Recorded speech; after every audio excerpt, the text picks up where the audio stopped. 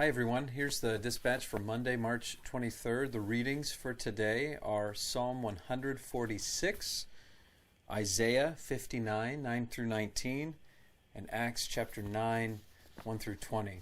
The psalm is a really great psalm of praise with some beautiful language about the work that God has done in the past and the work that God continues to do day by day, establishing justice and so forth in the world. The passage from Isaiah is almost at the end of the book of Isaiah, and so for the people of Israel this means that they are nearing the end of their exile. And the language is a little bit hard to read. It's hard to know whether the language of the prophet is indicting Israel, is accusing them of not being faithful, or if it is encouraging them and assuring them that God will one day act on their behalf.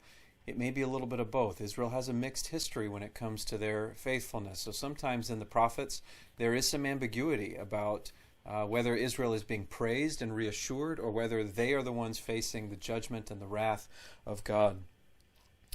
And the passage from Acts chapter 9 is the conversion of Saul. Saul is walking along the road to Damascus and he sees a bright blinding light. He goes blind, and you probably are familiar with the story, and it's after this that he becomes Paul, the great apostle. It's a remarkable story. One thing stood out to me as I was reading it again was this servant of God, Ananias. He's the one that Saul is sent to while he is blind.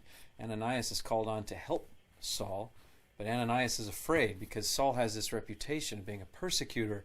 And when Ananias greets Saul, he calls him brother, and that's an indication of how expansive the Christian community is going to be.